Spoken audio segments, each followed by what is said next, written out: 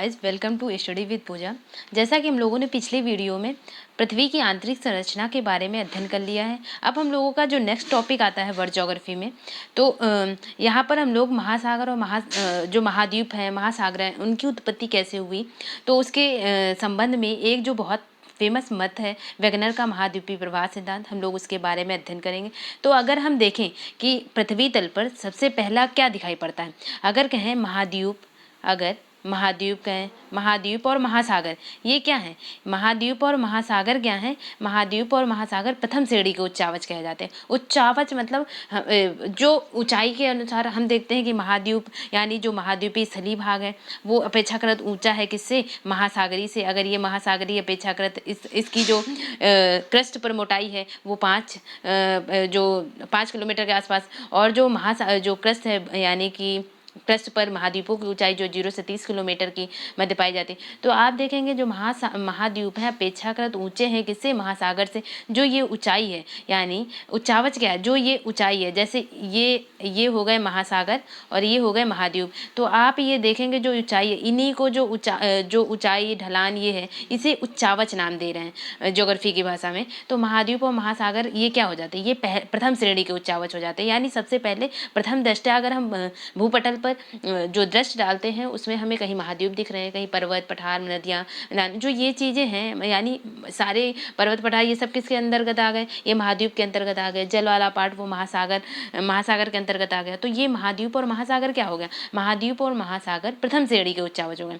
जैसा कि हम जानते हैं कि ग्लोब में 70% भाग क्या है? 70% भाग जल है और 29% समथिंग 29.2% समथिंग क्या है? वो स्थल भाग है। स्थल भाग है। तो ग्लोब पर 70% भाग जल है और 29% भाग जो है वो स्थलीय भाग है।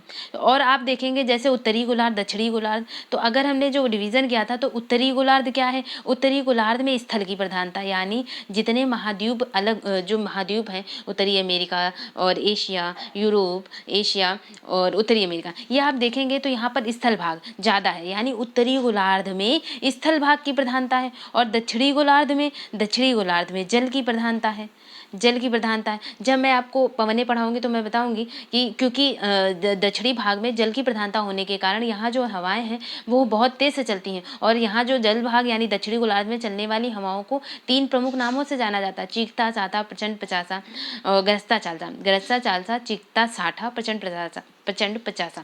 तो आप देखेंगे कि यहाँ पर दक्षिणी गोलार्ध में जल की अधिकता होने के कारण, यानी जल भाग ज़्यादा है, यहाँ स्थल खंड भाग कम है, इस वजह से यहाँ दक्षिणी गोलार्ध में हवाएं तेजी से चल पाती हैं। इसलिए उनके जो 40 डिग्री अक्षांश पे चल रही होंगी उनको गरजता चालिसा नाम दे दिया, गरजता चालसा। फिर जो 60 डिग्री अक्षांश पे चल रही होंगी दक्षिणी गोलार्ध, उनको चीखता साठा दे दिया, और गरजता चालसा, प्रचंड पचासा, जो 50 डिग्री के अक्षांश पे चल रही थी उनको प्रचंड पचासा नाम दे दें। ये पवन ने जब हम लोग पढ़ेंगे तो उसमें अध्ययन करेंगे, गरजता चालता, चीखता साठा और प्रचंड पचासा। तो यहाँ पर आप देखेंगे तो कि ग्लोब पर यानी ग्लोब में उत्तरी गोलार्ध में स्थल खंड की प्रधानता है। यहाँ पर जितने कॉन्टिनेंट हैं मेन, तो यहाँ पर उत्तरी भाग में ज़्यादातर पाए जा रहे हैं। यानी भूमध्य रेखा से ऊपर वाले भाग में आप देखेंगे तो भूमध्य रेखा से ऊपर वाले भाग में बहुत ज़्यादा स्थल खंड है। फिर दक्षिणी गोलार्ध में जल की प्रधानता है।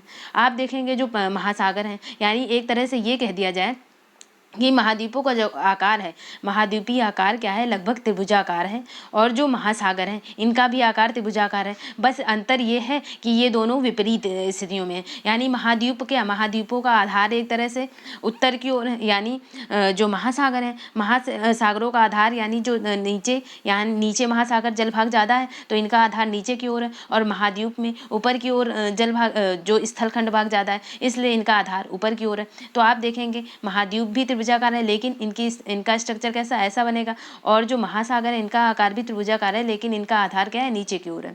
तो आप देखेंगे, और प्रशांत महासागर क्या कर रहा है? प्रशांत महासागर सबसे बड़ा महासागरों में सबसे बड़ा महासागर है, जो ज़्यादा से ज़्यादा पानी कवर अप किया। तो आप देखेंगे ये महासागर, ये महाद्वीपों में भी ये 7 महाद्वीप, तो ये कैसे डिवीज़न हुआ, इनका कैसे डिवीज़न हुआ, तो उसके बारे में अगर कहा जाए महाद्वीपीय प्रवाह सिद्धांत, अगर आपसे क्वेश्चन आ जाता है कि महाद्वीपीय प्रवाह सिद्धांत, महाद्वीपीय प्रवाह सिद्धांत का प्रतिपादन सबसे पहले किसने किया, तो टेलर का नाम आता है, FB टेलर का नाम आता है महाद्वीपीय प्रवाह सिद्धांत का सबसे पहले। तो टेलर के अनुसार ही जो था कि क्रिटेशियस युग में टेलर के अनुसार जो था स्थल खंड था वो दो भागों में बट गया था, लॉरेशिया और गोंडवाना। अभी हम लोग इसका स्पष्ट अध्ययन करने जा रहे हैं वेगनर के महाद्वीपीय प्रवाह सिद्धांत के अनुसार। वेगनर के महाद्वीपीय प्रवाह सिद्धांत के अनुसार अगर मैं टेलर की बात करूं तो FB टेलर ने महाद्वीप और महासागर की जो स्थितियां थी, जो महाद्वीप और महासागर के स्थायित्व के जो विपरीत इन्होंने आवाज़ उठाई। जैसे कि वेगनर ने क्या कहा कि जो स्थलखंड भाग है यानी सारा जो महाद्वीप है वो स्थल वाला भाग वो सारा जुड़ा हुआ है, और जो पानी वाला भाग है यानी सारे महाद्वीप आपस में जुड़े हुए जिसे क्या कहा जा रहा है, पैंजिया कहा जा रहा है, और जो सारा महासागर है यानी जहाँ पानी पानी पूरा है वो उसको पैंथलासा कहा जा रहा है, पैंथलासा। इनकी संरचना बिल्कुल इससे विपरीत थी। इनकी संरचना क्या थी, इन्होंने जो FB टेलर थे उन्होंने संकुचन सिद्धांत यानी इन्होंने किसके खिलाफ आवाज़ उठाई, तो इन्होंने महाद्वीप महासागरों के स्थायित्व के विपरीत आवाज़ उठाकर क्या कहा, संकुचन सिद्धांत के खिलाफत की। इन्होंने संकुचन सिद्धांत बताया। इनके अनुसार क्या था कि महाद्वीपों का जो निर्माण हुआ महाद्वीपीय प्रवाह सिद्धांत का, तो इन्होंने जो व्याख्या दी है, जो FB टेलर साहब थे उन्होंने जो अपना सिद्धांत दिया यानी FB टेलर का जो सिद्धांत था, FB टेलर ने जो अपना सिद्धांत दिया वो क्रिटेशियस युग के आधार पर दिया। इनका जो सिद्धांत का शुभारंभ जो था वो कब हुआ था, तो क्रिटेशियस युग में हुआ था,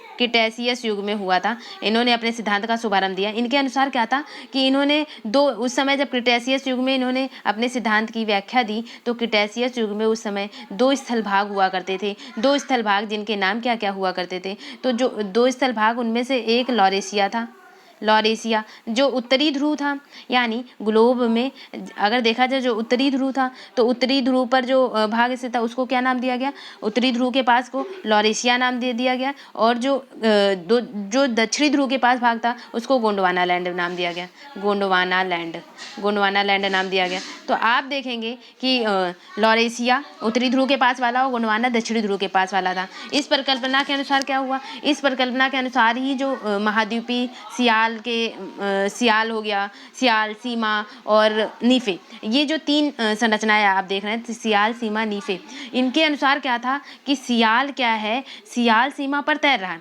इन्होंने क्या बताया कि सियाल जो है सीमा पर तैर रहा है, क्योंकि आपने देखा कि अभी पृथ्वी की आंतरिक संरचना में दूसरा भाग था मेंटल वाला, वो उसमें क्या रासायनिक संगठन क्या पाया जा रहा, सीमा। जो ऊपरी भाग था क्रस्ट यानी भूपर्वटी में सियाल पाया जा रहा था, तो और जो नीचे वाला भाग था वो नीफे पाया जा रहा है, निकेल और फेरस।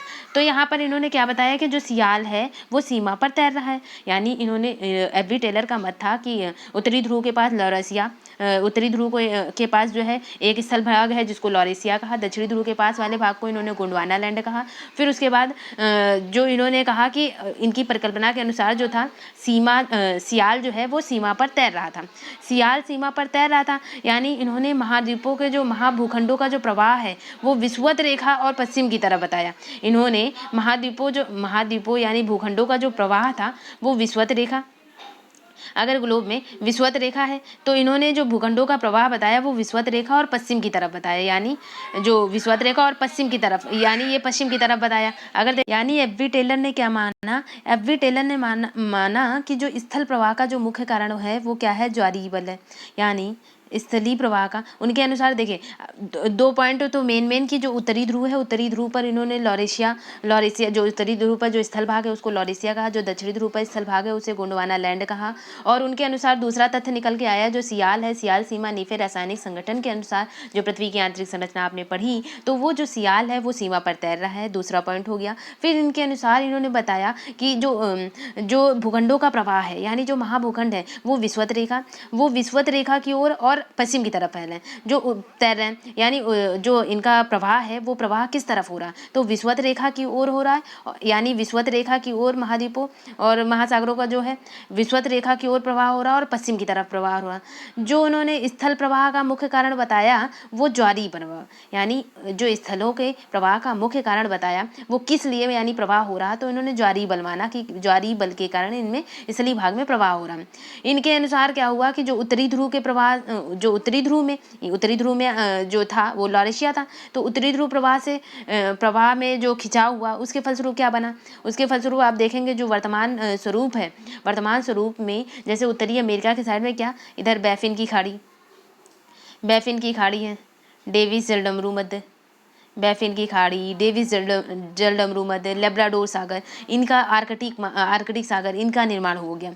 और क्योंकि विषुवत रेखा और पश्चिम की तरफ प्रवाह बताया, तो विषुवत रेखा की ओर प्रवाह होने के कारण क्या बना, जैसे ग्रेट ऑस्ट्रेलियन पॉइंट, प्रवाह से क्या हुआ, ग्रेट ऑस्ट्रेलियन जो हुआ, ग्रेट ऑस्ट्रेलियन वाइट कहेंगे, ग्रेट ऑस्ट्रेलियन वाइट रॉस सागर का निर्माण हुआ। तो यहाँ पे आपने देखा कि टेलर ने क्या माना कि जहाँ भी प्रवाह के समय अवरोध था, तो उस समय क्या हुआ, उनके अग्रभाग में क्या हो गया कि जैसे पर्वत और द्वीपीय चापों का निर्माण हो गया। यानी जैसे भी ये स्थलखंड भाग और ये जल, यानी इनमें प्रवाह हो रहा, यानी जो स्थलखंड भाग है वो भी प्रवाह हो रहा है और जलखंड भाग। तो इन्होंने क्या बताया कि जब अग्रभाग की ओर ये जैसे विषुवत रेखा की ओर प्रवाहित हो रहे थे ये महाद्वीप, तो यहाँ पे क्या हो गया, जब अग्रभाग में जो प्रवाह हुआ, तो अगर वहाँ पर पर्वत हो गया या द्वीपीय चापों का जो निर्माण हो जाएगा, जैसे पर्वत और द्वीपीय चापों का निर्माण से क्या हुआ, जैसे हिमालय, काकेशस, आल्प्स पर्वत, इनका निर्माण हो जाता है।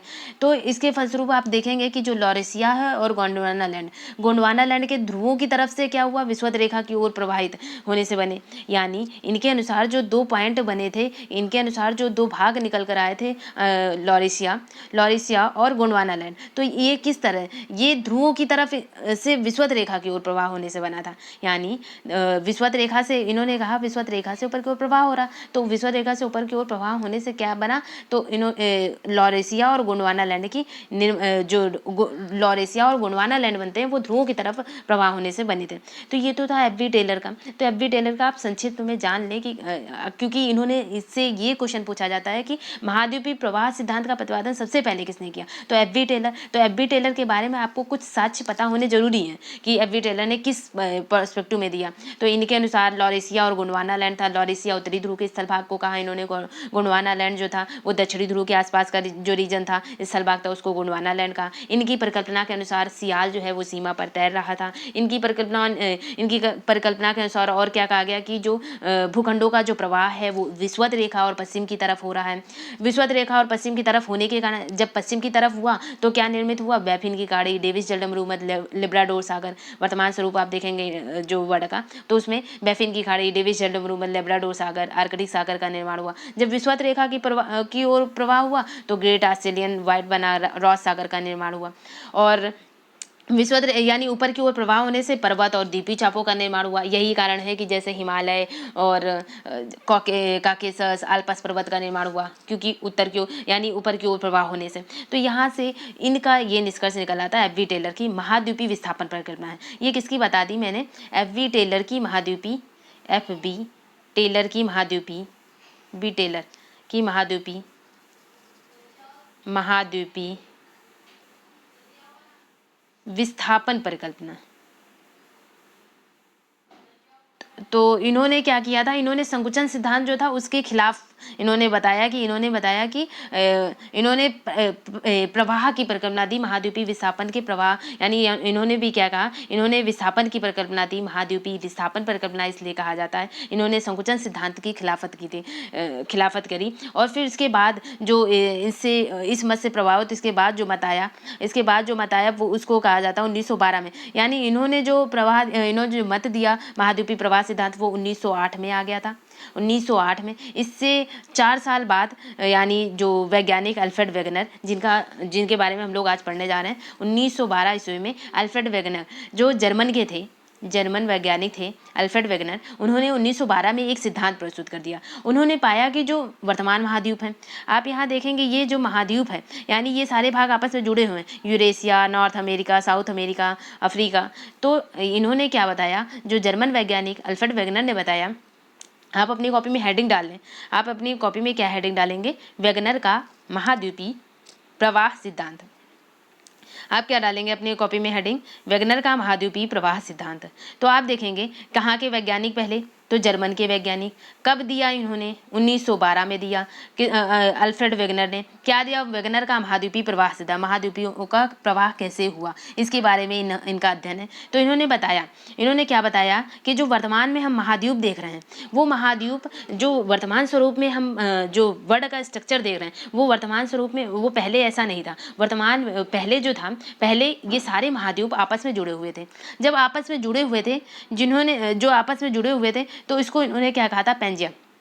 यानी इन्होंने कार्बोनीफेरस, आप जानते हैं कार्बोनीफेरस युग। अब आप सारे नामों से परिचित हो चुके होंगे, यानी आप साथ रेगुलर क्लास लेंगे, आपके सारे नामों से आप परिचित हो चुके होंगे। कार्बोनीफेरस युग कहाँ था? कार्बोनीफेरस युग जब हम लोग पैलियोजोइक इरा पढ़ रहे थे, पैलियोजोइक इरा में जैसे आर्डोविसियन हो गया, डिवोनियन हो गया, सिल्यूरियन हो गया, पहला था कैम्ब्रियन, फिर आर्डोविसियन, सिल्यूरियन, डिवोनियन, और उसके बाद कार्बोनीफेरस युग, फिर उसके बाद परमियन, यानी 6 शकों में विभाजित किया गया था पैलियोजोइक इरा को। तो कार्बोनीफेरस युग किस लिए फेमस है? यहाँ से पंजिया का विखंडन प्रारंभ हो जाता है। कार्बोनीफेरस से कहाँ तक चलता है? प्रारंभ होगा जो ट्रियासिक युग तक चलता है। ट्रियासिक युग क्या था? मीसोजोइक इरा जो पढ़ा था, मीसोजोइक इरा को 3 भागों में बांटा गया था, ट्रियासिक, जुरासिक और ट्रियासिक, फिर उसके बाद ट्रियासिक के बाद जुरासिक, और जुरासिक के बाद आप देखेंगे कि ट्रियासिक, जुरासिक और क्रिटेशियस युग। ठीक है, तो जो ट्रियासिक, जुरासिक और क्रिटेशियस, तो इन्होंने जो कार्बोनीफेरस में पेंजिया का विखंडन प्रारंभ हो जाता है, और पेंजिया का विखंडन प्रारंभ कार्बोनीफेरस से हो जाता है, और जो मेसोजोइक इरा का ट्रियासिक है, ट्रियासिक तक की पेंजिया का विभाजन हुआ है। तो आप देखेंगे कार्बोनीफेरस और ट्रियासिक, जुरासिक और उसके बाद क्रिटेशियस। क्रिटेशियस में आपने देख लिया एफ बी टेलर ने जो उन्होंने अपने सिद्धांत का जो संपूर्ण जो व्याख्या दी है, वो क्रिटेशियस युग की बात बताई है। किसने? एफ बी टेलर ने। इन्होंने कार्बोनीफेरस में इन्होंने बताया कि जो पेंजिया का विखंडन है वो कार्बोनीफेरस युग से प्रारंभ हो जाता है, और ट्रियासिक युग तक जो है इसका पेंजिया का विखंडन होता है। तो इनके अनुसार क्या था? इनके अनुसार आप देख पा रहे होंगे सारे स्थलखंड भाग जुड़े हुए हैं, यानी ये जो बाहर का भाग है, यानी ये पानी वाला भाग है, और जो जुड़ा हुआ स्थलखंड भाग है, ये जो जुड़ा हुआ भाग है वो स्थलखंड भाग है। तो इनके अनुसार क्या था कि कार्बोनीफेरस युग में पृथ्वी के सभी स्थलखंड क्या थे? आपस में जुड़े हुए थे। कार्बोनीफेरस युग में पृथ्वी के सभी स्थलखंड आपस में जुड़े हुए थे। जो ये स्थलखंड आपस में जुड़े हुए थे, इन स्थलखंड को, यानी पूरा संपूर्ण रूप को, इसको क्या कहा गया? इसको पेंजिया कहा गया। यानी जो स्थलखंड आपस में जुड़े हुए थे, इसका एक नाम दे दिया गया, इसको कह दिया गया पेंजिया। पेंजिया कहा गया। ठीक है, उसके बाद और जब पेंजिया कहा गया, और जो पानी वाला भाग था उसको पैंथलासा कहा गया। अगर ये पृथ्वी है, पृथ्वी में से ये सारे महाद्वीप आपस में जुड़े हुए हैं, तो महाद्वीप जो आपस में सारे जुड़े हुए हैं उसको नाम पेंजिया दिया गया, पेंजिया कहा गया। और जो किनारे किनारे सारा पानी वाला पार्ट है उसको पैंथलासा कहा गया, पैंथलासा। तो जो पेंजिया था, जब इस पेंजिया का विखंडन होता है, ये पेंजिया टूटना स्टार्ट होता है, तो जब पेंजिया का विभाजन हुआ, कहेंगे जब पेंजिया का विभाजन हुआ, इन्होंने क्या बताया कि जब पेंजिया का विभाजन हुआ तो इसका एक भाग उत्तर की ओर हुआ, एक भाग उत्तर की ओर और एक भाग दक्षिण की ओर चला गया। तो जब एक भाग उत्तर की ओर चला गया जो भाग, उसको इन्होंने कहा अंगारा लैंड, अंगारा लैंड, अंगारा लैंड। तो इन्होंने क्या बताया, जो भाग उत्तर की ओर चला गया टूटकर अलग होकर, उसको अंगारा लैंड दिया, और जो भाग दक्षिण की ओर चला गया पेंजिया का टूटकर, उसको इन्होंने गोंडवाना लैंड बताया, गोंडवाना लैंड। तो इन्होंने क्या कहा कि पेंजिया का विखंडन हुआ, कार्बोनीफेरस युग में पेंजिया का विखंडन होना शुरू हो जाता है। तो पेंजिया का जब विभाजन हुआ तो इसका एक भाग उत्तर की ओर चला गया और एक भाग दक्षिण की ओर चला गया। तो उत्तर का ओर जो भाग गया उसको अंगारा लैंड कहा गया, जो दक्षिण की ओर भाग गया उसको गोंडवाना लैंड कहा गया। इन दोनों स्थलीय भागों के बीच एक जो उथला और संकीर्ण सागर, महासागर खुल गया।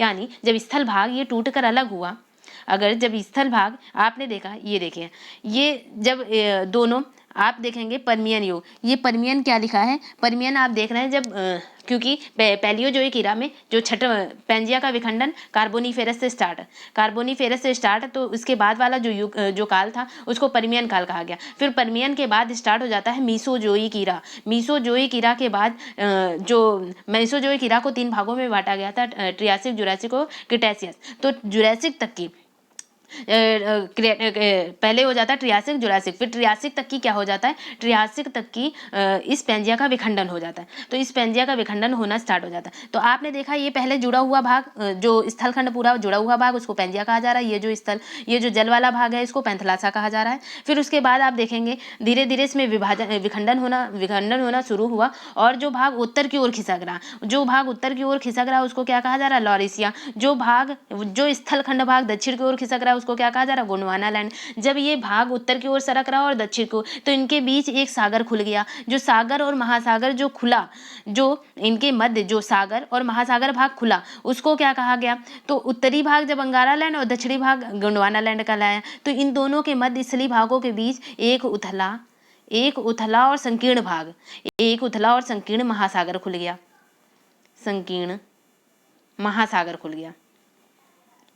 उथला और संकीर्ण महासागर खुल गया। तो आप देखेंगे जब ये जिसे इन्होंने क्या नाम दिया, जब ये उथला और संकीर्ण महासागर खुल गया उत्तर की ओर अंगारा लैंड खिसकने से दक्षिण को, तो इसको क्या नाम दिया गया, इसको नाम दिया गया टेथीज सागर।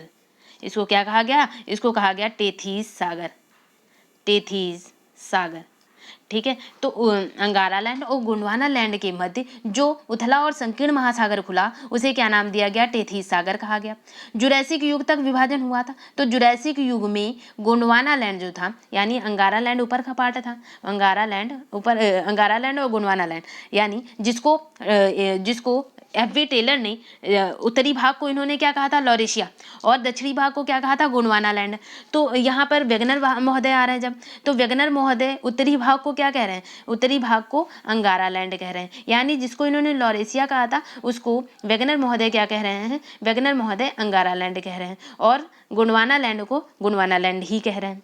तो आपने देखा F.V. टेलर के अनुसार जो उत्तर की ओर भाग था उसको लॉरेशिया कहा गया था, नीचे की भाग को गोंडवाना लैंड कहा गया था, दक्षिणी ध्रुव के भाग को। यहाँ पर वेगनर महोदय के अनुसार लॉरेशिया को ही अंगारा लैंड कहा जा रहा है, और दक्षिण भाग जो गोंडवाना लैंड था उसको गोंडवाना लैंड कहा गया। तो जुरैसिक युग तक विभाजन हुआ पेंजिया का, तो ट्रियासिक युग तक हुआ। तो जुरैसिक युग में गोंडवाना लैंड में फिर से विभाजन होना स्टार्ट हो जाता है।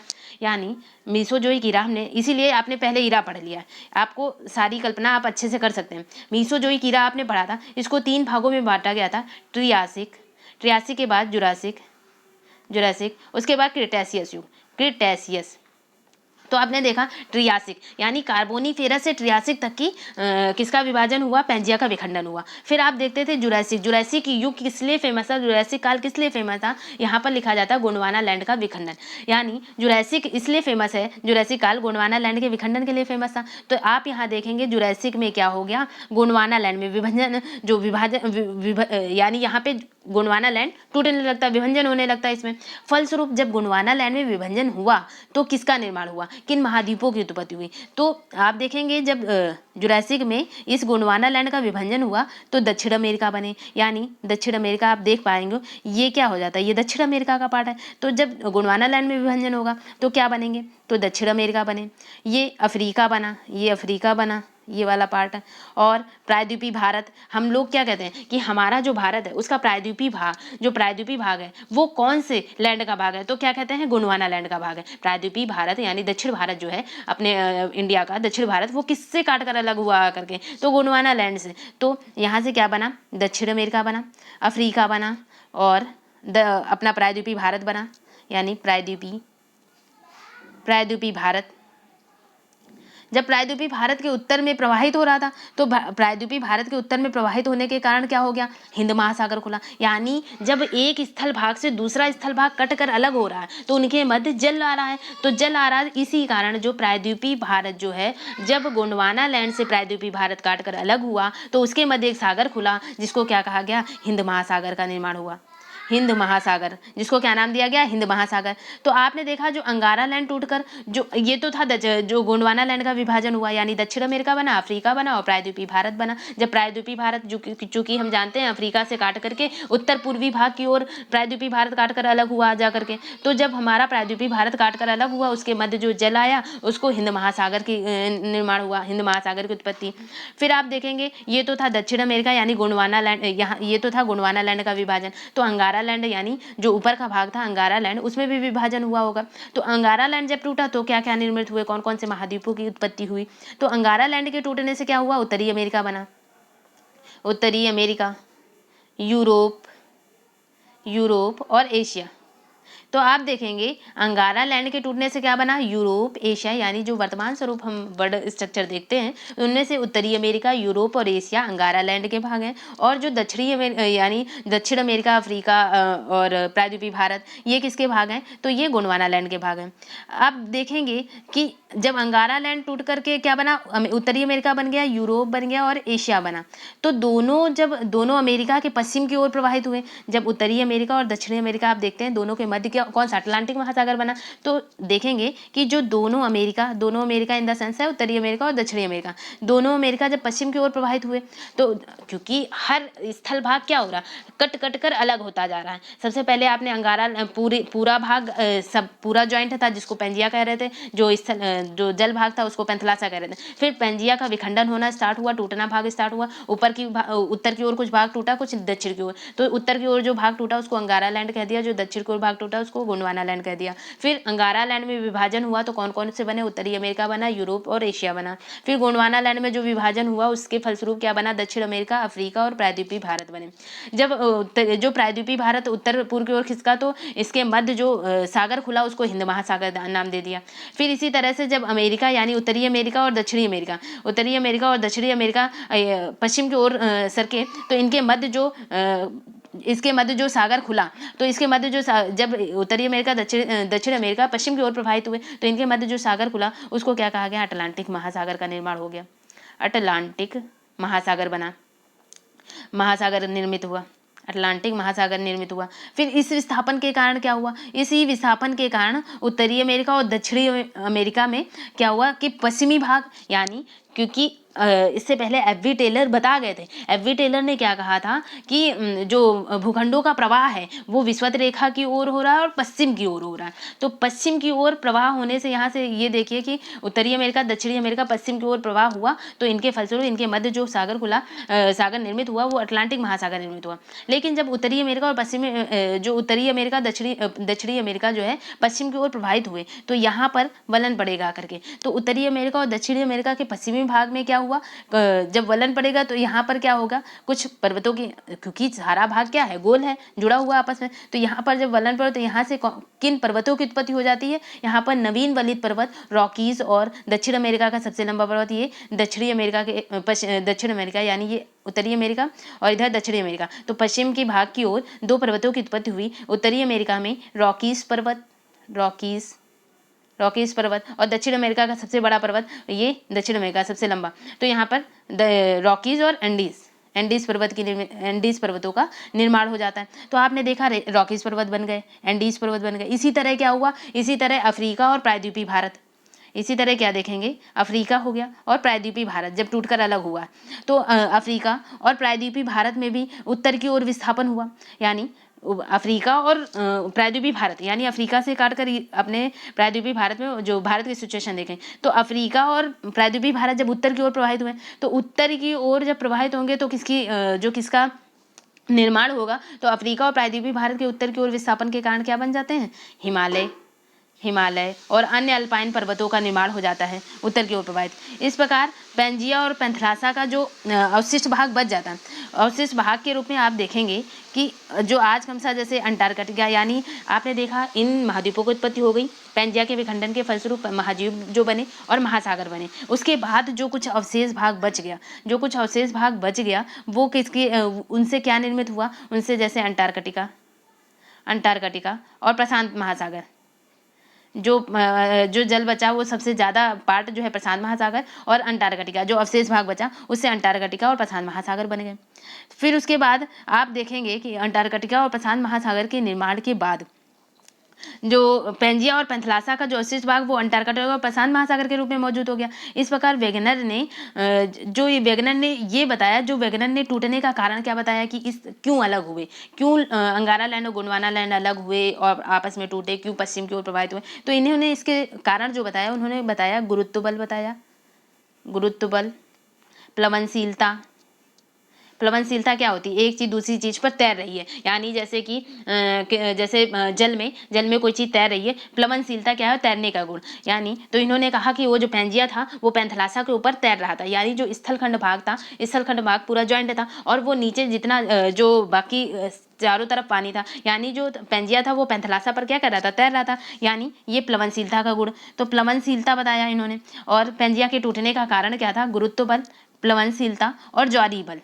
ज्वारी आपसे पूछा जाएगा वेगनर महोदय के अनुसार जो पेंजिया का विखंडन हुआ उसके क्या कारण थे? ज्वारीय बल, गुरुत्व बल और प्लवनशीलता। तो अगर इसके इन्होंने जो मत दिया वेगनर महोदय ने, उसकी आलोचना भी की जाती है। उसकी आलोचना किस पॉइंट पर की जाती है? उसकी आलोचना किस पॉइंट पर की जाती है? आप देखेंगे कि जो वेगनर महोदय हैं उनकी आलोचना किस पॉइंट में? आप यहाँ पे ये फिगर देख पा रहे होंगे कि प्रारंभ में क्या था? ये पूरा ग्लोब टाइप स्ट्रक्चर, और यहाँ पर जो स्थलखंड भाग था वो पूरा जुड़ा हुआ था आपस में। जो ऊपर का भाग था उसे लॉरेशिया नाम दिया गया, जो नीचे का भाग जो नीचे टूट कर अलग हुआ उसे गोंडवाना लैंड दिया गया। जो पानी वाला भाग था उसे पैंथलासा कहा जा रहा है। जो टोटल भाग स्थलखंड भाग है उसे पेंजिया कहा जा रहा है। उसके बाद विभाजन के फलस्वरूप अंगारा लैंड और गोंडवाना लैंड। अंगारा लैंड का जब विभाजन हुआ तो उत्तरी अमेरिका, यूरोप और एशिया आपस में जुड़े हुए हैं, अभी भी जुड़े हुए हैं। आप देखेंगे यूराल पर्वत ये इसकी सीमा का निर्धारण करता है। तो आप देखेंगे यूरोप और एशिया आज भी जुड़े हुए हैं, जिसे यूरेशिया कहा जा रहा है। और उत्तरी अमेरिका, ये यूरेशिया, उत्तरी अमेरिका, ये अंगारा लैंड के विभाजन के फलस्वरूप बन जाते हैं। फिर दक्षिण की ओर जब साउथ अमेरिका, अफ्रीका और जो इंडिया है, ये देखिए इंडिया उत्तर पूर्व की ओर प्रवाहित हो गया, और जब प्रवाहित हुआ तो इनके मध्य जो सागर खुला उसके फलस्वरूप क्या हुआ? उसके तो हिंद महासागर का निर्माण हो गया। जब ये आपस में, यानी जब ये जो अंगारा लैंड और गोंडवाना लैंड आपस में अलग हुए तो यहाँ पर भी जो पानी निर्मित हुआ, यानी जो महासागर निर्मित हुआ, यानी सागर का निर्माण हुआ, वो टेथीस सागर। फिर उसके बाद आप सोचो कि टेथीस सागर निर्मित हुआ दोनों के विभाजन के फलस्वरूप, तो टेथीस सागर अब क्यों नहीं दिखाई पड़ता? वर्तमान स्वरूप में टेथीस सागर की उत्पत्ति क्यों नहीं है? टेथीस सागर तो आप देखेंगे जब मैं इंडियन ज्योग्राफी पढ़ाऊंगी तो इंडियन ज्योग्राफी में टेथीस सागर में वलन पढ़ने से टेथीस सागर कैसे भरता है, तो आप वहाँ पे भी टेथीस सागर, यानी जो, क्योंकि आज भी प्लेटें कहा जाता है, आज भी जो है प्रवाह निरंतर जारी है, आज भी चीज़ें यानी स्थल भाग खिसक रहा है। जैसे कि आप देखेंगे उदाहरण के रूप में, जैसे उत्तरी अमेरिका का कैलिफोर्निया स्ट्रक्चर देखेंगे, ये भाग अलग हुआ है काटकर। तो बोला जाता है कि ये जो कैलिफोर्निया है, ये हो सकता है कि कभी ऐसी सिचुएशन आए कि ये कैलिफोर्निया एक तरह से इससे पूरा काटकर अलग हो जाए जा करके। तो आज भी प्रवाह जारी है, तो उसी हिसाब से इनकी थियरीज बनाई गई। तो आपने देख लिया कि वेगनर महोदय का महाद्वीपीय प्रवाह सिद्धांत क्या कहता है, फिर कैसे आज का जो वर्तमान स्वरूप, यानी जो वर्तमान स्ट्रक्चर मिलता है वर्ल्ड मैप, वो कैसे हुआ। तो यहाँ पर इनकी आलोचना किस पक्ष में की जाती है? वेगनर महोदय की आलोचना किस पक्ष में की जाती है कि किस तथ्य के आधार पर? तो जो आलोचक हैं वो क्या कहते हैं? उनके अनुसार जो आलोचना की जाती है, जो आलोचक है वो कहते हैं कि वेगनर ने पेंजिया का विखंडन में कोई ठोस कारण नहीं बताया। उन्होंने पेंजिया का विखंडन तो बताया कि अंगारा लैंड, गोंडवाना लैंड हो रहा है, उनमें विखंडन हुआ, और उसके फलस्वरूप यानी इधर उत्तरी अमेरिका और दक्षिणी अमेरिका कैसे बने, कैसे हिंद महासागर बना, कैसे अटलांटिक महासागर बना, और कैसे टेथीस सागर की उत्पत्ति हुई। तो यहाँ पर जो आलोचक हैं वो कहते हैं कि वेगनर ने पेंजिया का विखंडन का कोई ठोस कारण नहीं बताया। उन्होंने केवल इतना कह दिया कि पेंजिया का विखंडन जो है आंतरिक कारणों से हुआ है। यानी आप लिख सकते हैं आलोचना में कि वेगनर महोदय के अनुसार वेगनर महोदय ने पेंजिया के विखंडन में कोई ठोस कारण नहीं बताया, और उनके अनुसार उन्होंने केवल इतना कहा कि पेंजिया का विखंडन आंतरिक कारणों से हुआ है। यह सिद्धांत जो है वैज्ञानिक आधार को कमजोर करता है, यानी कोई ठोस मत देना चाहिए था। फिर दूसरा पॉइंट आप क्या लिखेंगे? वेगनर ने यह भी नहीं बताया कि कार्बोनीफेरस युग से पहले, इन्होंने बताया कि जैसे कार्बोनीफेरस से पेंजिया का विखंडन स्टार्ट होता, तो वेगनर महोदय ने यह नहीं बताया कि कार्बोनीफेरस युग से पहले पेंजिया किस बल के द्वारा स्थिर था, किस बल के द्वारा, अगर कार्बोनीफेरस से पेंजिया का विखंडन स्टार्ट होता तो इनको ये भी बताना चाहिए था कि कार्बोनीफेरस से पहले पेंजिया जो आपस में जुड़ा हुआ था सारा स्थल भाग, वो किस कारण जुड़ा हुआ था, किस कारण तब पहले क्यों नहीं विभाजन हुआ, क्यों विखंडन नहीं हुआ, यानी और पहले क्यों स्थिर था, यानी एक जगह पे सारा स्थल भाग जुड़ा हुआ था, तो पहले क्यों जुड़ा हुआ था, क्यों स्थिर था, इसका इन्होंने स्पष्ट रीजन नहीं दिया। फिर तीसरा आप देखेंगे कि इनके अनुसार क्या था, इनके अनुसार पैंजिया में विखंडन होने के पश्चात क्या हुआ, महाद्वीपों में 2 दिशाओं में प्रवाह हुआ। इनके अनुसार क्या हुआ कि पैंजिया में, यानी ये पैंजिया था, तो पैंजिया में विखंडन होने के फलस्वरूप महाद्वीपों में 2 दिशा, कुछ भाग उत्तर की ओर प्रवाहित हुआ, कुछ भाग दक्षिण की ओर प्रवाहित हुआ। तो जो इन्होंने जो बताया कि महाद्वीप जो पैंजिया में विखंडन हुआ, उन्होंने 2 दिशाओं में प्रवाह तो बताया, उत्तर की ओर और दक्षिण की ओर। लेकिन जो कहेंगे कि जैसे भारत है, तो भारत क्या हुआ, तो भारत जो है प्रायद्वीपीय भारत जो है वो उत्तर पूर्वी की ओर प्रवाहित हुआ। तो यानी ये इसका सटीक उत्तर नहीं दे पाए। जो आज भी वर्तमान में भारत प्रायद्वीपीय भारत है और ऑस्ट्रेलिया, ये क्या हुआ, ये उत्तर पूर्व की ओर प्रवाहित हुआ, ना कि उत्तरी की ओर। तो ये भी रीज़न इनका गलत हो जाता है थोड़ा। और फिर मतलब जो आलोचना की जाती है वो इस पक्ष पे भी की जाती है, और इनके बारे में बोला जाता है, जैसे वेगनर महोदय ने महाद्वीपों के प्रवाह के लिए जिन बलों का प्रयोग किया, वे बल प्रवाह के लिए मतलब पूरी तरह से उपयुक्त नहीं थे। इन्होंने बताया ज्वारीय बल। तो ज्वारीय बल क्या है, चंद्रमा का ज्वारीय बल से महाद्वीपों के पश्चिम की ओर प्रवाह तभी हो सकता है, यानी इन्होंने बताया ज्वारीय बल के कारण जो है विस्थापन, यानी विस्थापन हुआ पैंजिया का। तो इन्होंने जो लेकिन जो मत कहता है वो ये कहता है कि चंद्रमा के ज्वारीय बल से महाद्वीपों का पश्चिम की ओर प्रवाह तभी हो सकता है जब ज्वारीय बल वर्तमान से कितने गुना, लगभग 1000 करोड़ गुना, 1000 करोड़ गुना अधिक हो। और इस तरह से क्या होगा, गुरुत्व बल जो है, इस तरह से गुरुत्व बल के जो प्रभाव से महाद्वीपों का प्रभाव विस्थापन नहीं हो सकता। जो वर्तमान स्वरूप में आप देखते हैं कि जो ज्वारीय बल है वो इतना कम है, तो इतना कम होने के फलस्वरूप जो महाद्वीपों का है वो विस्थापन नहीं हो सकता। महाद्वीपों का विस्थापन तभी ज्वारीय बल के कारण संभव है जब उसका जो वर्तमान जो आप देख रहे हैं ज्वारीय बल वो 1000 करोड़ गुना अधिक हो, तभी ये महाद्वीपों का विस्थापन संभव है। तो यहाँ पर भी इसकी आलोचना की जाती है और इनके बारे में बताया जाता है कि वेगनर महोदय जो हैं परस्पर 2 विरोधी बातें कर रहे हैं। इनके अनुसार जो है, इन्होंने बताया कि सियाल सीमा पर, यानी इन्होंने प्रारंभ में क्या बताया, इन्होंने बताया कि सियाल बिना किसी रुकावट के सीमा पर तैर रहा है। जैसे कि विटेलर ने बताया था कि सियाल सीमा पर तैर रहा है, तो इन्होंने भी क्या बताया, प्रारंभ में इन्होंने बताया कि सियाल बिना किसी रुकावट के सीमा पर तैर रहा है।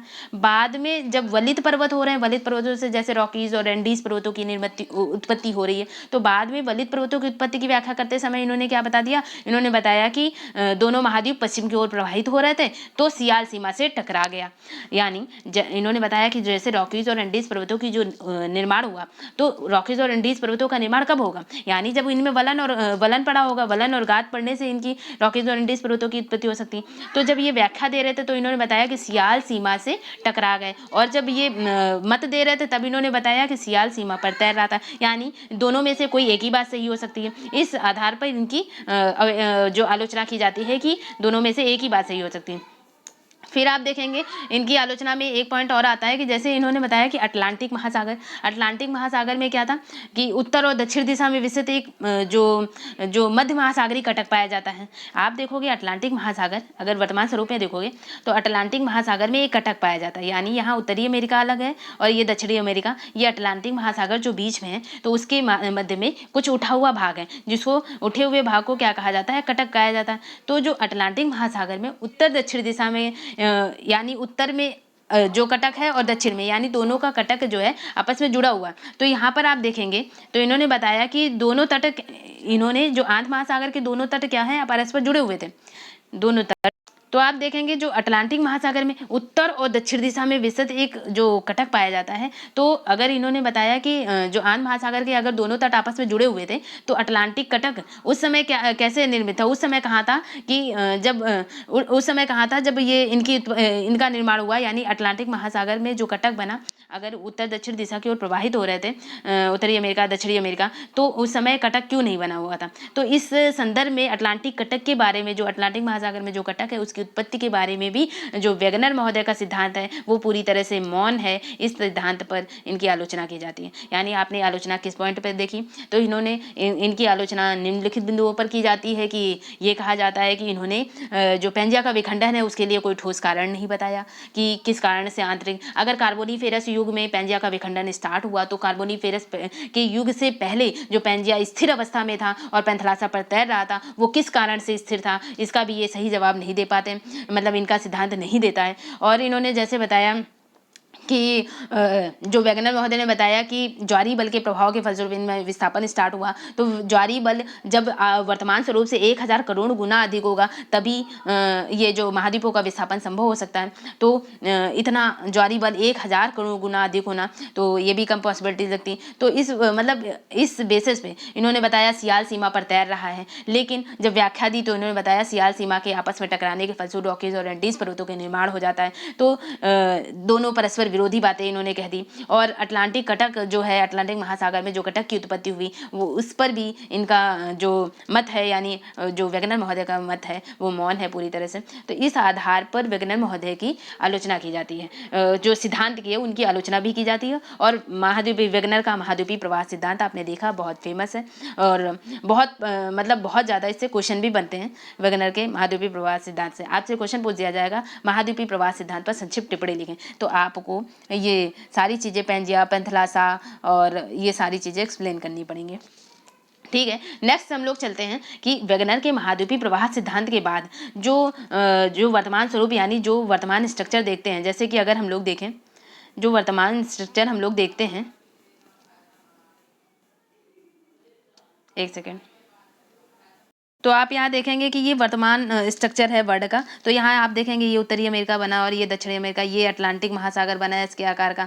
तो इसकी उत्पत्ति इन्होंने बताया कि जो उत्तरी अमेरिका और दक्षिणी अमेरिका यानी जब पश्चिम की ओर प्रवाहित हुए, ये पश्चिम की ओर जब प्रवाहित हुए तो पश्चिम की ओर प्रवाहित होने के फलस्वरूप जो बीच में सागर निर्मित हुआ वो अटलांटिक महासागर बना। ये अटलांटिक महासागर में एक कटक की उत्पत्ति होती है। कटक क्या होता है? कटक यानी जो महासागर में जो ऊंचा उठा हुआ एक भाग हो जाता है, ऊंचे उठे हुए भाग को कटक, यानी अगर जैसे कि एक पानी से भरा हुआ आपके पास कुछ है और उस पानी में मिट्टी यानी कहीं भी तालाब ले ले या कहीं भी जो कुछ ऊंचा उठा हुआ भाग है, यानी पूरा समतल तो होगा नहीं महासागर, या कुछ जो ऊंचे उठे हुए एज लाइक द्वीप या जैसे कुछ ऊंचा उठा हुआ भाग होता है जो ऊपर से दिखता रहता है स्थलखंड, तो वो यहीं पर अटलांटिक महासागर में जो ऊंचा उठा हुआ भाग है उसको कटक कहा जाता है। तो यहाँ कटक की उत्पत्ति कैसे हुई इसके बारे में नहीं बताया। और इन्होंने जैसे बताया कि ये अटलांटिक यानी उत्तरी अमेरिका में सबसे बड़ा जो है यहाँ पर रॉकीज है श्रेणी है, यहाँ पर एंडीज श्रेणी है। तो ये जो रॉकीज एंडीज श्रेणी है ये जब दोनों में, जैसे इन्होंने बताया कि सियाल सीमा पर तैर रहा है, व्याख्या करते समय इन्होंने बताया, जब एक्सप्लेन दिया तो इन्होंने बताया कि सियाल सीमा से टकरा गया तब ये रॉकीज और एंडीज पर्वतों की उत्पत्ति हुई। तो इस सिद्धांत पर यानी दोनों में से एक ही मत सही हो सकता था, इस बेसिस पर इनकी अवहेलना की जाती है।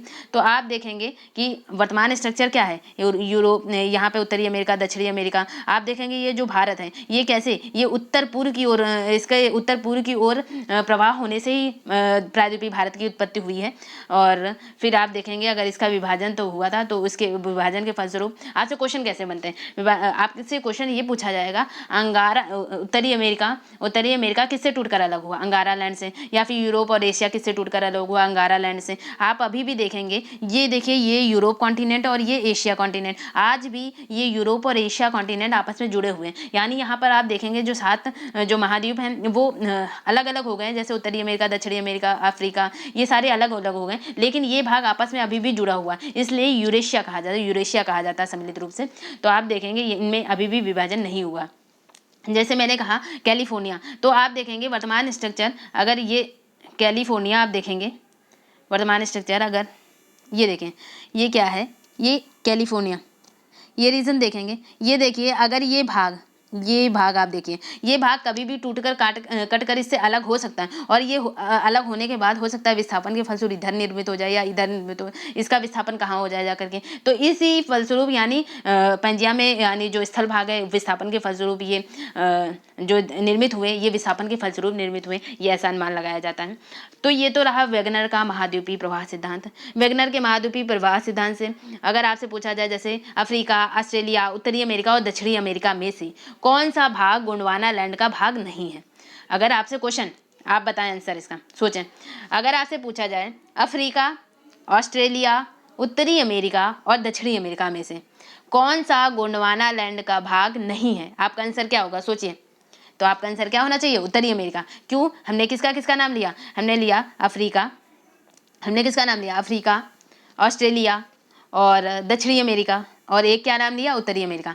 तो कौन सा गोंडवाना लैंड का भाग नहीं है, तो गोंडवाना लैंड का भाग उत्तरी अमेरिका नहीं है, जबकि नीचे के 3 गोंडवाना लैंड के, ऊपर के अंगारा लैंड के। अगर आपसे पूछा जाए जो द्वीपीय चाप है, द्वीपीय चाप द्वीपीय चाप से क्या तात्पर्य है, तो द्वीपों की जो चापाकार आकृति है वही द्वीपीय चाप है। जैसे हिमालय की क्या ऊपर जो हिमालय की आकृति है वो क्या है, चापाकार आकृति है। तो द्वीपीय चाप क्या कहलाता है, द्वीपों की जो चापाकार स्थिति है वो द्वीपीय चाप कहलाती है। पूछा जाए जो चापाकार द्वीप हैं वो कहाँ स्थित हैं, तो जैसे यूरेशिया महाद्वीप में, यूरेशिया यानी यूरोप और एशिया महाद्वीप के पूरब में जैसे सखलिन हो गया।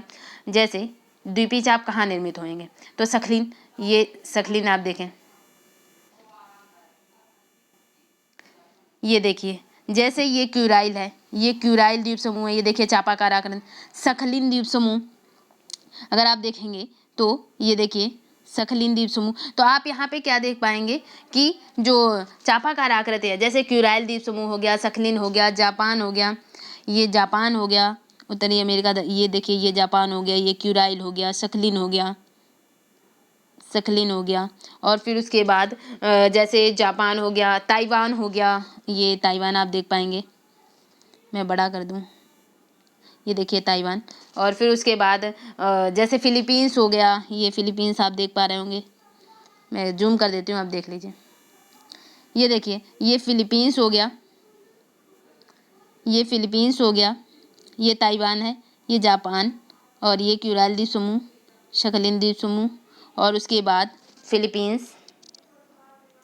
और जैसे पूर्वी द्वीप समूह के जितने विभिन्न द्वीप हैं वो सब क्या हैं, चापाकार आकृति के हो जाते हैं।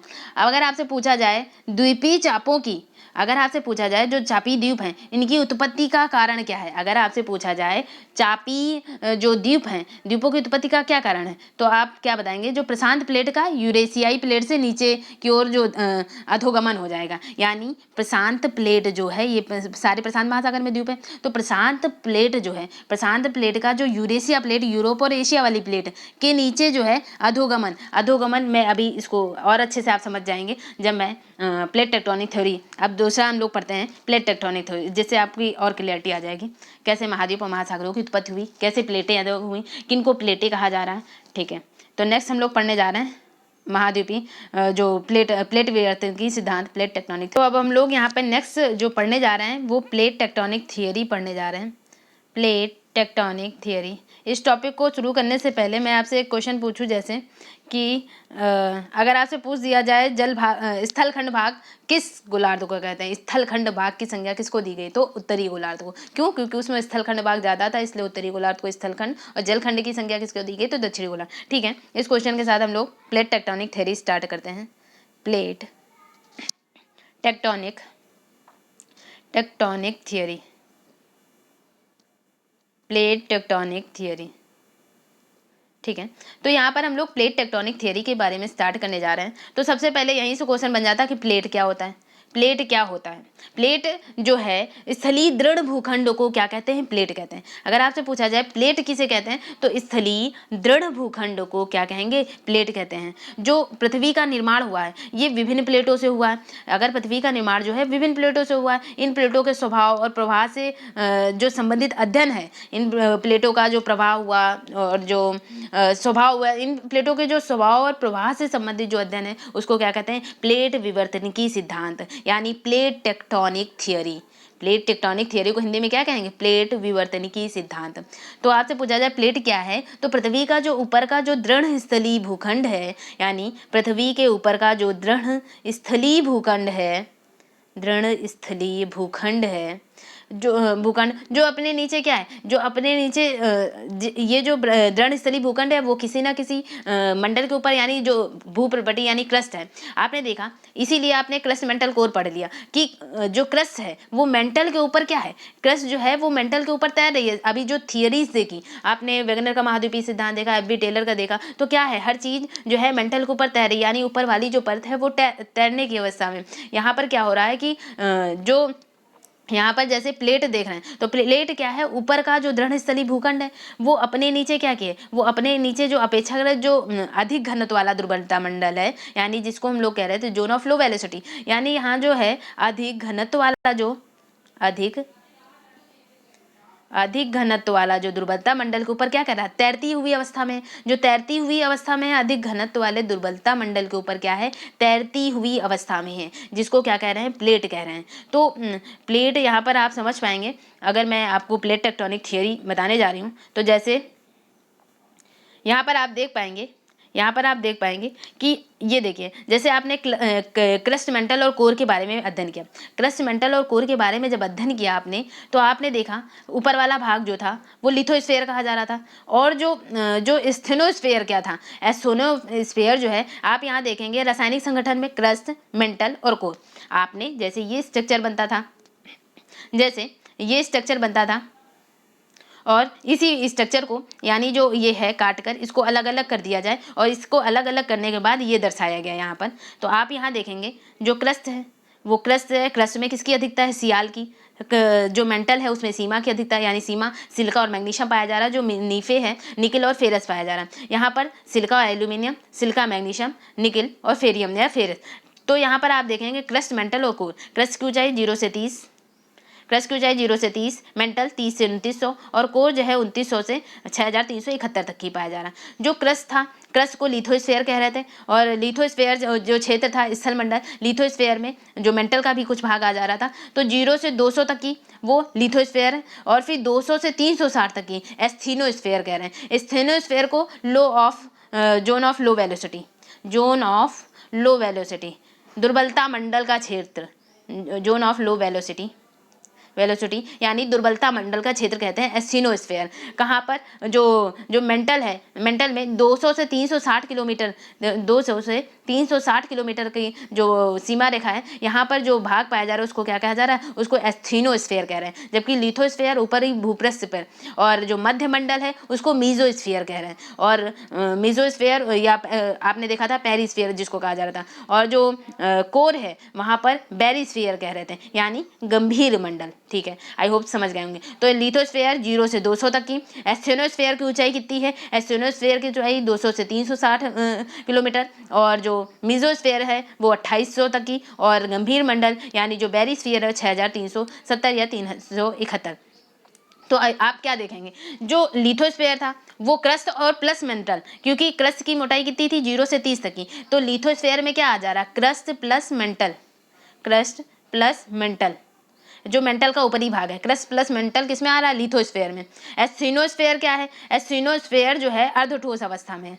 एस्थेनोस्फेयर क्या है, एस्थेनोस्फेयर जो है अर्ध ठोस अवस्था में है, यानी जिसको जोन ऑफ लो वेलोसिटी, दुर्बलता मंडल का क्षेत्र कह रहे हैं। फिर उसके बाद जो मध्य मंडल है, मीजोस्फेयर का क्षेत्र, और उसके बाद गंभीर मंडल, गंभीर मंडल यानी जो इनर कोर थी, इनर कोर क्या थी, वो ठोस में थी, और जो आउटर कोर थी वो तरल अवस्था में थी, आउटर कोर क्या थी, वो तरल अवस्था में थी। तो यहाँ पर आप देखेंगे, यहाँ पर आप देखेंगे कि जो मेरा कहने का मतलब है यहाँ पर कि एस्थेनोस्फेयर, अभी आपने देखा एस्थेनोस्फेयर क्या है, asthenosphere zone of low velocity, दुर्बलता मंडल का क्षेत्र। तो ये जो एस्थेनोस्फेयर है, अगर ये भूपर्पटी थी, क्रस्ट, मेंटल और कोर था, तो क्रस्ट वाला भाग लिथोस्फेयर, और एस्थेनोस्फेयर क्या था, जो मेंटल का ऊपरी भाग था, यानी मेंटल का ऊपरी भाग यानी जो पृथ्वी की परतें हैं, पृथ्वी की परत में जो मेंटल है, मेंटल के ऊपर वाला भाग जो है वो एस्थेनोस्फेयर है, एस्थेनोस्फेयर के ऊपर लिथोस्फेयर स्थित है। तो यहाँ पर ये दर्शाने का प्रयास किया गया है कि एस्थेनोस्फेयर यानी जो दुर्बलता मंडल है, दुर्बलता मंडल में से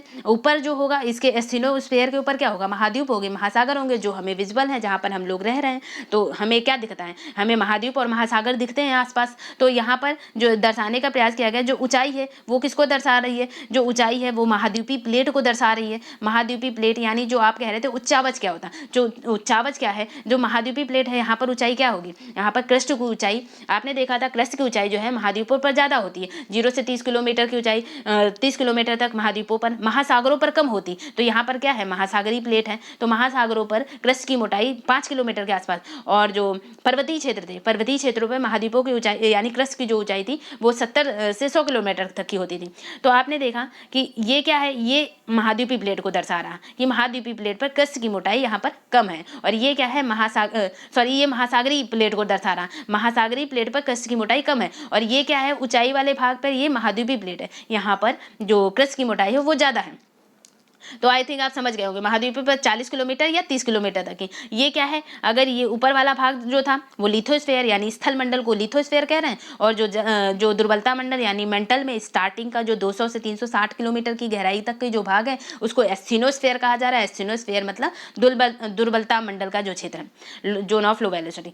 तो आप देखेंगे प्लेटें क्या है, तो प्लेटें क्या है, जो पृथ्वी का वो ऊपरी भाग, पृथ्वी का वो ऊपरी दृढ़ स्थलीय भूखंड जो अपने नीचे स्थित जो अपेक्षाकृत क्या है, जो अधिक घनत्व वाला है। दुर्बलता मंडल, इसको जोन ऑफ लो वेलोसिटी क्यों कह रहे हैं, क्योंकि इसका घनत्व अधिक है। तो यहाँ पे अपेक्षाकृत अधिक घनत्व वाले दुर्बलता मंडल के ऊपर क्या है, तैरती हुई अवस्था में है, उसे क्या कहा जा रहा है, उसे प्लेट कहते हैं, उसे प्लेट। यहाँ पर महासागरीय प्लेट हो गई, अगर महासागर था तो महासागरीय प्लेट, और महाद्वीप था तो महाद्वीपीय प्लेट हो गई।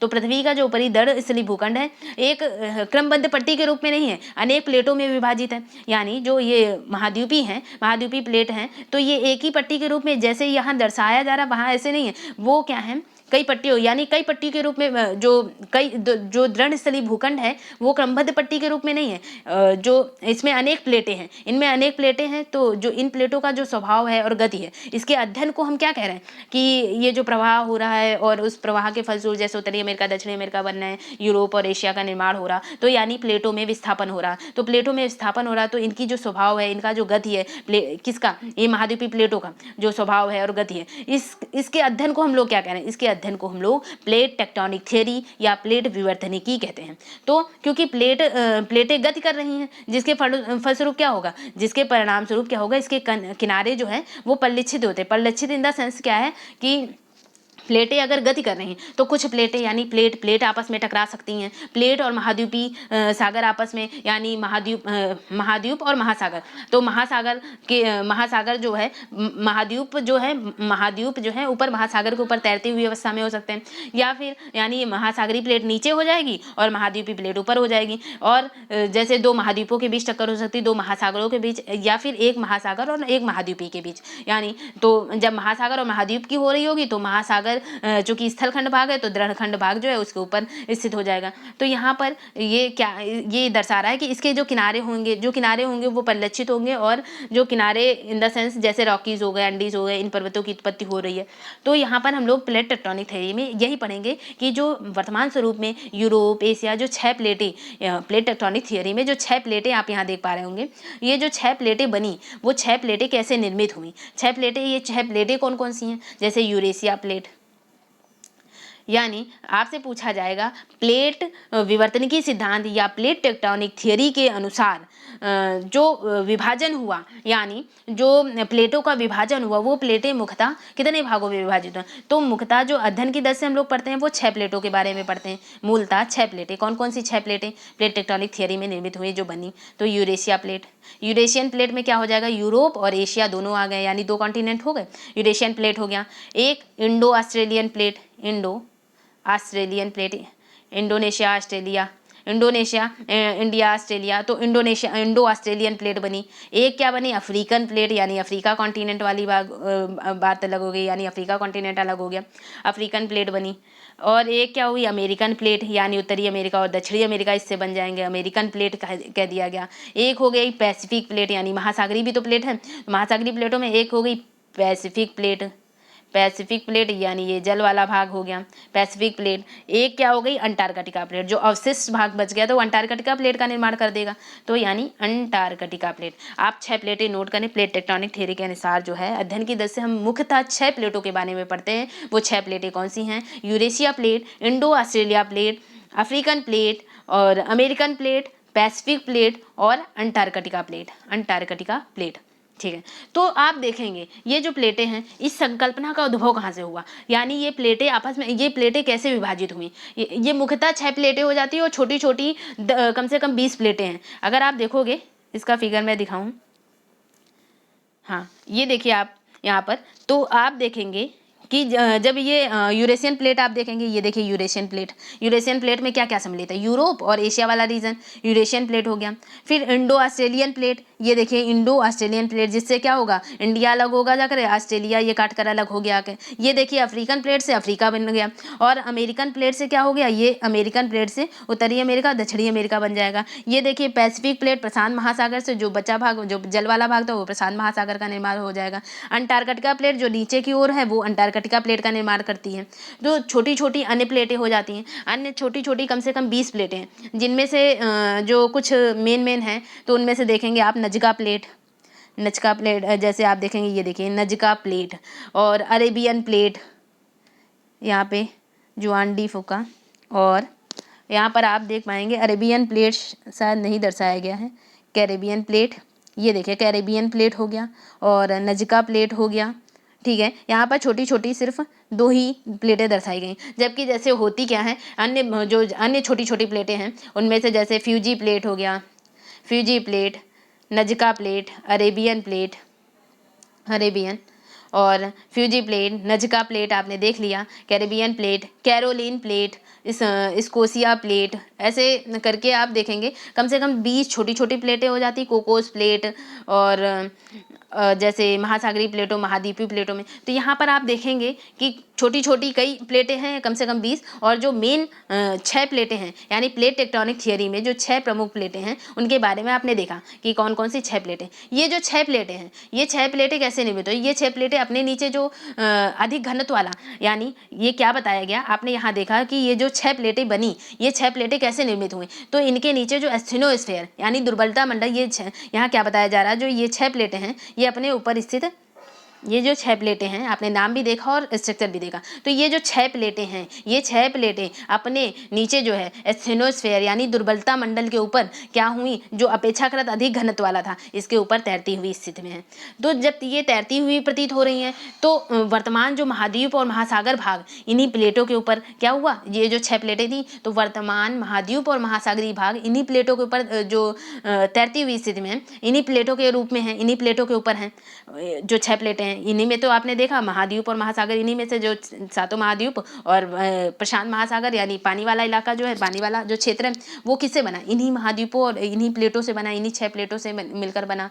तो आप देखेंगे ये प्लेटें जो हैं अपनी गति के साथ क्या है, वर्तमान जो महाद्वीप हैं, महासागरीय भागों को अपनी ये क्या है, प्रवाहित हो रही है आपस में, मतलब स्थिर अभी भी नहीं है, ये गति कर रही है, प्रवाहित हो रही है। तो अध्ययन की दृष्टि से इनके जो इन प्लेटों के जो किनारे हैं, वो बहुत अधिक महत्वपूर्ण हो जाते हैं कि इन प्लेटों की गतियाँ जो हैं, वो इन प्लेटों की, आप ये जो किनारे वर्ड देख रहे हैं, तो ये किनारे अभी मैं समझा रही हूँ कि इन प्लेटों के किनारे क्यों अधिक महत्वपूर्ण है। ये जो गतियाँ हैं, ये प्लेटें आपस में गति कर रही हैं और इनके किनारे आपस में टकराएंगे आकर के, जो ये किनारे आपस में टकराएंगे, इससे क्या होगा, ज्वालामुखी क्रिया जैसे है।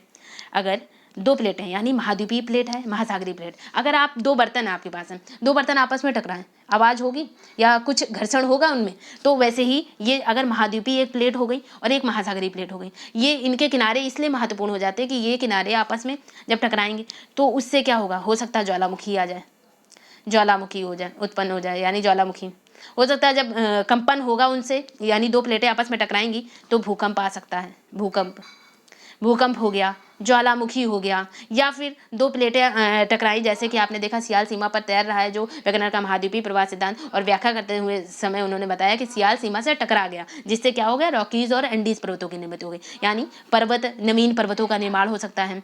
जो ये किस लिए पॉसिबल हो पा रहा है कि ज्वालामुखी आ रहे हैं या भूकंप उत्पन्न हो रहा है, या फिर ये प्लेटें पर्वत निर्माण हो रहा है, ये कैसे पॉसिबल हो पा रहा है। तो ये इसलिए पॉसिबल हो पा रहा क्योंकि इनके किनारे, ये सिर्फ और सिर्फ इन प्लेटों के किनारे जब आपस में टकरा रहे हैं, इन किनारों के, कोई भी चीज़ है पानी में, कोई भी चीज़ तैर रही है, जब तैर रही है तो ये आपस में कभी ना कभी टक्कर होगी, यानी टकराएंगे तो इनके किनारे ही पहले लड़ेंगे आके। तो इनके किनारे टकराने के फलस्वरूप 3 तरह के जो समानता जो प्लेट किनारे होते हैं, वो 3 प्रकार के होते हैं। अगर हम कहें कि ये जो किनारे हैं, वो जो समानता प्लेट के किनारे हैं, वो 3 प्रकार के होते हैं। कौन कौन से 3 प्रकार के किनारे, यानी अभी आप सुनते जाएं तो आपको पूरा सिनेरियो एग्जैक्ट समझ में आ जाएगा कि रचनात्मक प्लेट किनारा, विनाशी प्लेट किनारा और संरक्षी प्लेट प्लेट किनारा। तो अभी मैं बता रही हूँ कि ये किनारे जब आपस में टकराएंगे तो कैसे निर्मित होंगे। यहाँ पर आपने देखा ये प्लेटें, और ये सारी प्लेटें किस पर तैर रही थी, एस्टेनोस्फीयर दुर्बलता मंडल के ऊपर तैर रही थी। तो आप देखेंगे यहाँ पर आप पहले ये देख लें, यहाँ पर ये क्या है कि जो मैं बता रही हूँ कि ये जो महाद्वीप हैं, महाद्वीपों की यहाँ पर क्या ये दर्शाने का प्रयास किया गया कि जो महाद्वीप हैं, महाद्वीपों की ऊंचाई अपेक्षाकृत अधिक है किससे, महासागरी से। इसको क्या कहता है, ये इसको क्या कहा जाता है, इसी को उच्चावच कहा जाता है, उच्चावच कहा जाता है। तो आप देखेंगे कि जब ये प्लेटें आपस में टकराएंगी, या आपने देखा ज्वालामुखी उत्पन्न हो सकता है, या ज्वालामुखी, भूकंप, पर्वत निर्माण, ये सारी जो हैं ये प्लेटों के किनारे आपस में टकराने के फलस्वरूप उत्पन्न होते हैं। तो आप देखेंगे कि जहाँ पर क्योंकि एस्टेनोस्फीयर यानी जो दुर्बलता मंडल के ऊपर, ये जो दुर्बलता मंडल वाला क्षेत्र कौन सा था, ये जो मेंटल था, मेंटल का ऊपरी पार्ट जो जोन ऑफ लो वेलोसिटी का जो क्षेत्र था 200 से 300 किलोमीटर की ऊंचाई तक की, वो जो 200 से 300 किलोमीटर की ऊंचाई वाला रीजन था, जोन ऑफ लो वेलोसिटी यानी स्थिरोस्फीयर का जो क्षेत्र कहा जा रहा था, उसके ऊपर यानी ये क्या है, यहाँ पर अगर ज्वालामुखी विस्फोट हुआ यानी दो प्लेटें आपस में टकराई, तो जब दो प्लेटें आपस में टकराई, यहाँ पर जो नीचे पृथ्वी तल के नीचे जो है या कहीं कहीं पर हॉट स्पॉट जोन उत्पन्न हो जाते हैं। हॉट स्पॉट जोन जहाँ उत्पन्न हो जाते हैं वहाँ पर तरल मैग्मा, यानी जो तरल मैग्मा होगा वो इस रूप में, यानी जहाँ पे चट्टान कमजोर होगी वहाँ से निकलने का प्रयास करेगा। यहाँ पर ये महाद्वीप है क्योंकि, तो ये ज़्यादा ऊंचाई पर जाके जो इसका जो मैग्मा है उसको ज़्यादा ऊंचाई तक की जाना पड़ेगा, तब ये ऊपर की ओर निकल पाएगा। यहाँ महासागर है जो जहाँ पर भी ये मैग्मा बहुत ज़्यादा गर्म हो गया, लावा जो ज्वालामुखी विस्फोट से, जैसा मैं बता रही हूँ कि यहाँ पर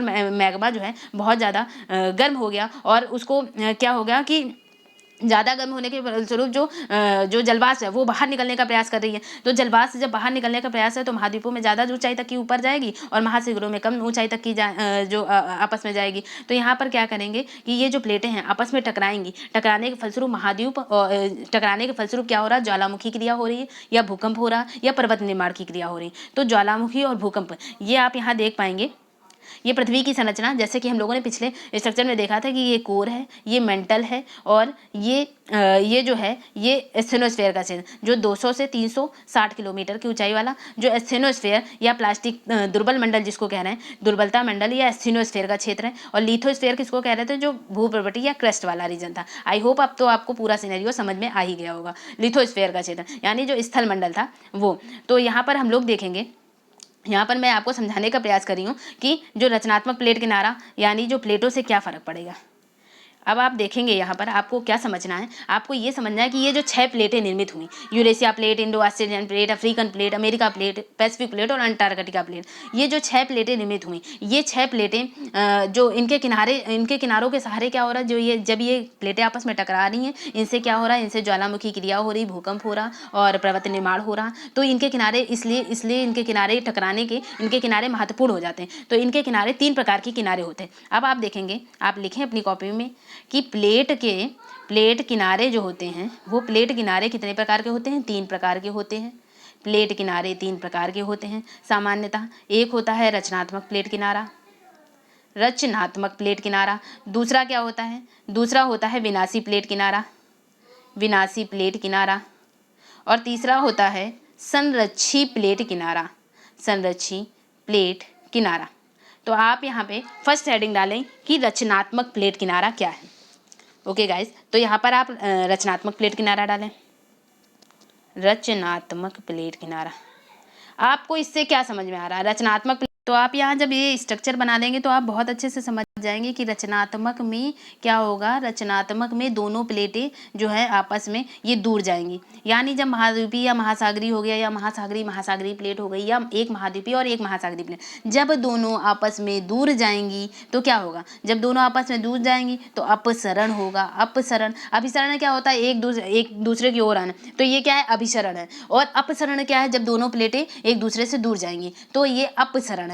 यहाँ से इसमें क्या होता है, दोनों प्लेटें एक दूसरे से से दूर हटती हैं। जब दोनों प्लेटें एक दूसरे से दूर हटती हैं यानी तो उसको क्या कहा जाता है, रचनात्मक प्लेट किनारा। रचनात्मक प्लेट किनारे में क्या होगा, जब दो समान हो, जो दो समान या असमान जो घनत्व वाली या मोटाई वाली प्लेटें जो हैं एक दूसरे से क्या होंगी, एक दूसरे से विपरीत दिशा में जाएंगी, एक दूसरे से विपरीत दिशा में जाएंगी। जो विपरीत दिशा में जब गतिशील होती हैं तो दोनों के मध्य जो है जो भूपर्पटी में क्या हो जाएगा, दरार बन जाएगी। जब दो प्लेटें एक दूसरे से दूर जाएंगी तो उनके मध्य में दरार हो जाएगी, तो उनके मध्य में जब दरार बन जाएगी जिससे क्या होगा, स्टेनोस्फेयर, यानी क्योंकि ये स्टेनोस्फेयर के ऊपर तैर रही थी, दुर्बलता मंडल के ऊपर तैर रही थी, तो स्टेनोस्फेयर क्या होगा, स्टेनोस्फेयर का जो मैग्मा होगा, यानी जो जब ये दोनों प्लेटें आपस में दूर जाएंगी तो जो स्टेनोस्फेयर का मैग्मा क्या होगा, वो भूपृष्ठ पर आ जाएगा।